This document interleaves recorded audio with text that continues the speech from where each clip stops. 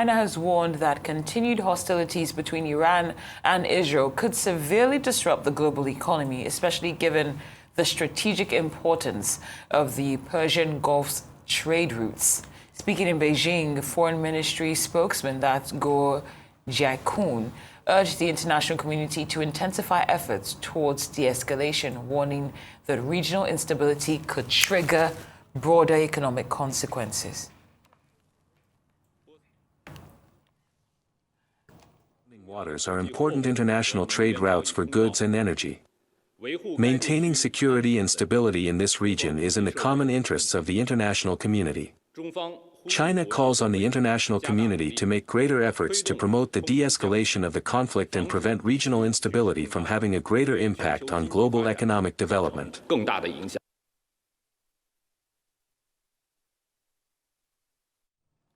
For more insights into the implication of the escalating war between Israel and Iran and how the Middle East conflict will affect global politics and economy, President Truth Be Told Network, Bola Bakare, now joins us here on Newsday. I want to say thank you very much for joining us today, and let's get it started. Please enlighten us on the significance of the current escalation between Israel and Iran compared to previous tension we've seen. Thank you very much, Aaron and my sister Cynthia. I'm glad to be here.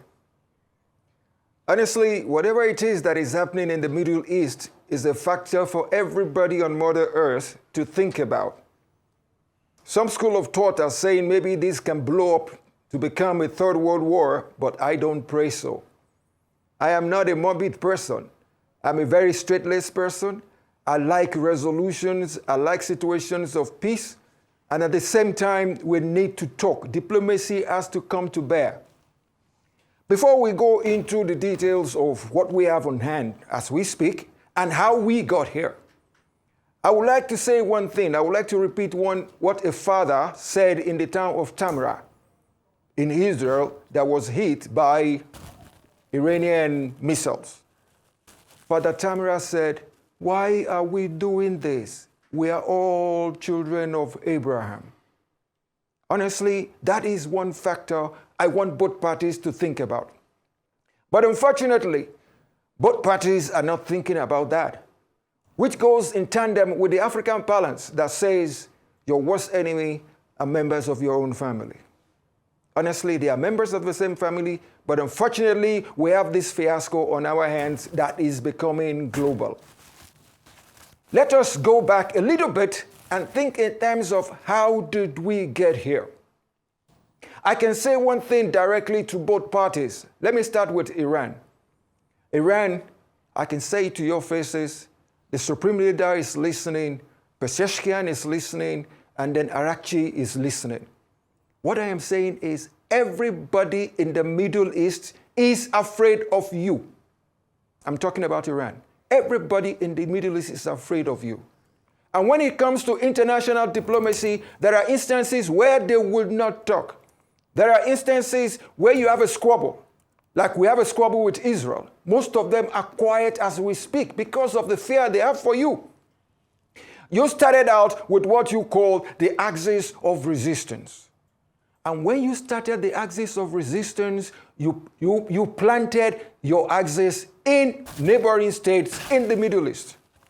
We can talk in terms of the Hezbollah in Lebanon that has been giving Lebanon a hard time until lately when Israel went in there, and then we have a kind of a lukewarm peace.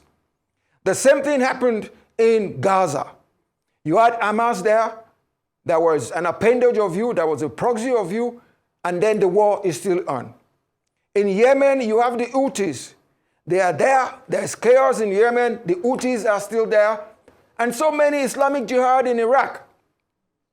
If you think Iran, if you think they are not afraid of you, they are afraid of you.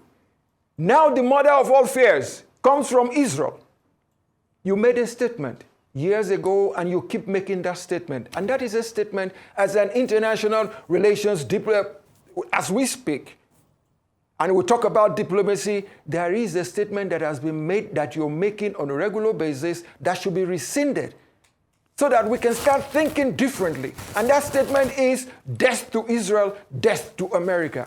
For God's sake, if you say that to America, Americans are a little bit liberal in their ways. They have a way with words. But when you say that to Israel, as little as Israel is, you've been saying that for over 5 decades, since you've been saying that, Israel has not slept.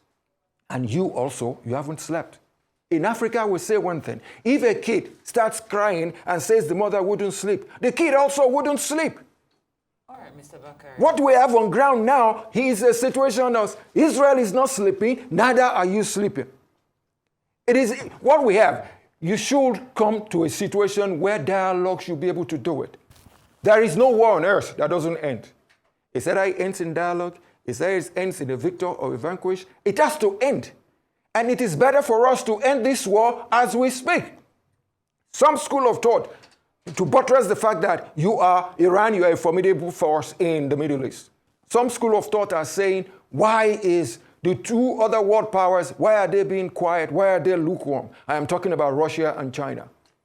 Iran, I will tell you one thing today.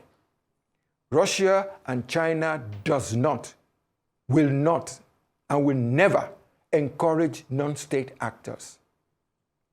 If a non-state actor should come into Russia or into China, they will be flattened, demolished, annihilated in less than 90 days. If you watch yourself in Iran, as I speak, Iran, what we now have at the RICG RRGC started as a non-state actor in Iran. And when you happen to come with the first supreme leader, he came into Iran, and that became the norm. All right, From Mr. then Bakare. till now, 79 till 20. Yeah, my dear sister.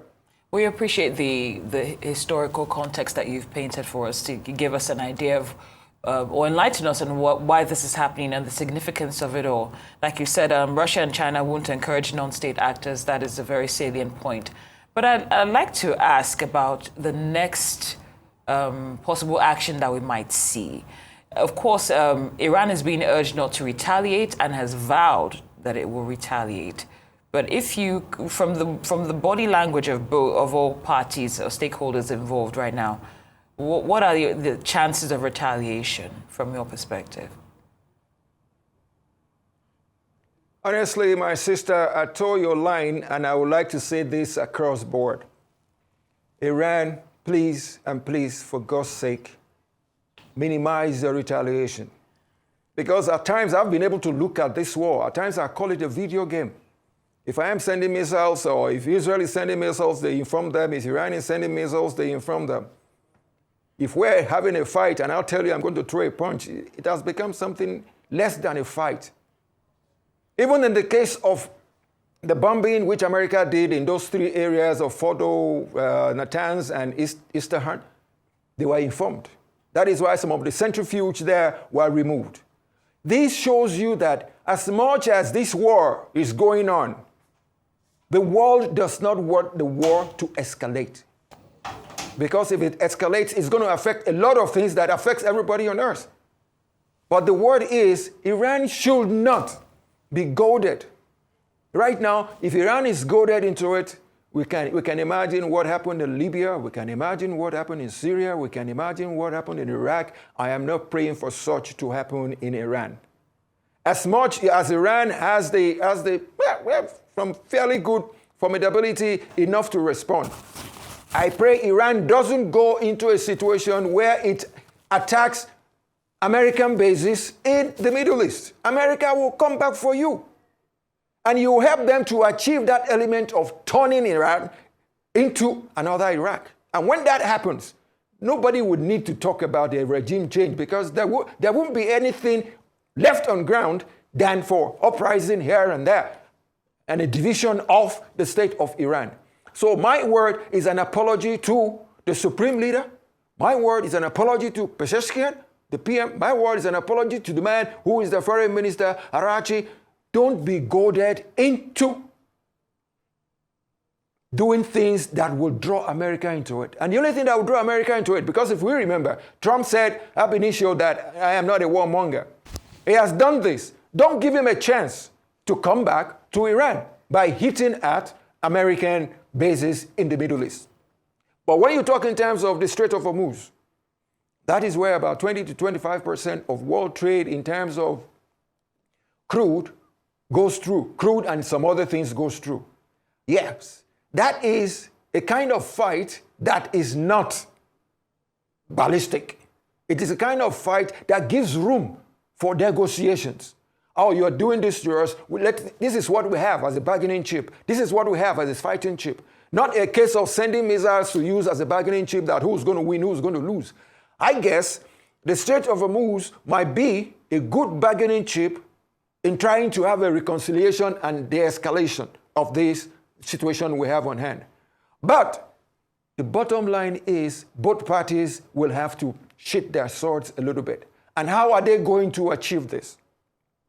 I will say this and again and again and again. Iran, you need to tell the world that that statement of death to Israel, death to America, rescind it.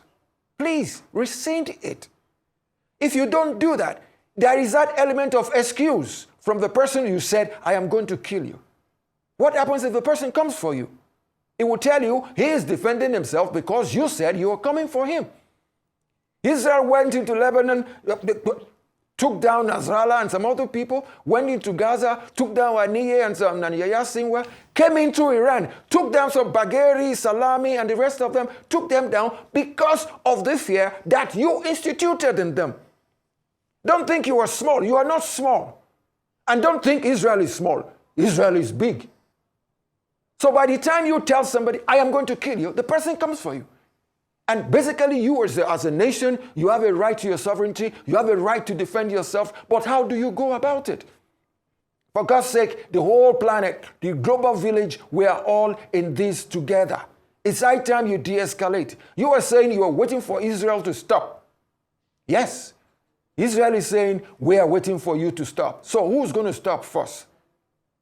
Let's look at this thing from the humane angle. The whole world is going to suffer.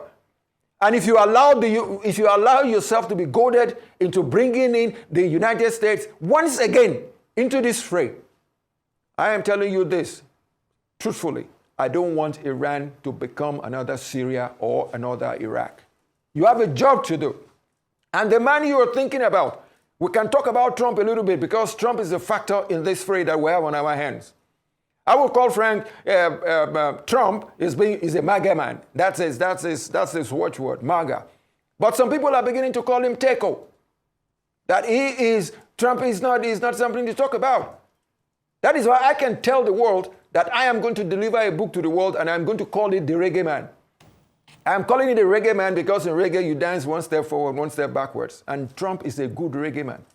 He will say this and tomorrow he will rescind.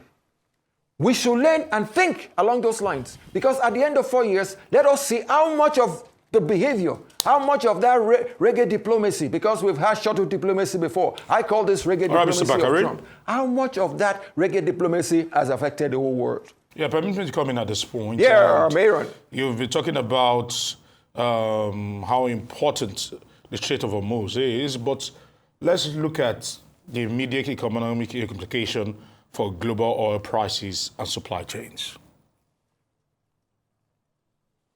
Yeah, I guess you should be interested because that comes in our favor, really. If the prices of oil goes up, it's in our favor, though we produce less than we want to.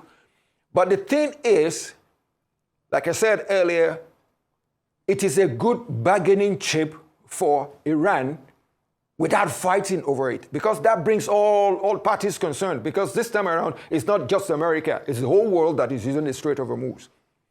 Now, those that have been quiet will be forced to come out and say, oh, okay, Iran, what do you want? The negotiating table will once again be opened. And it won't be a case of America and Iran, it's going to be Iran and the rest of the world, which is a very good angle of negotiation. I am all for it. Let Iran negotiate on a non-combatant level using the Strait of Hormuz. And then other countries of the world will now chip in because they will be thinking economically. Nearly all the world, all countries in the world are capitalistic. Everybody wants to make more money. And at the same time, they will lend a hand this man. They will lend their voice to saying, okay, Israel, America, please, let's call it quits. so that this business can go on. I am sure economically, the Strait of Hormuz will be something that is not good for the global economy. But at the same time, it will be something that is good without using missiles for Iran to use as a bargaining chip. And on my last word, I keep saying one thing about Trump. We need to learn about the man. The man is going to become a subject for students of international relations. And I guess I'm going to lend credence to that by writing a book on him. Oh, we look forward to reading that when you're through with it. But for now, we'd like to thank you for your insight here on Newsday. President of Truth Be Told Network, Mr. Bola Bakare, many thanks for joining us here on Newsday.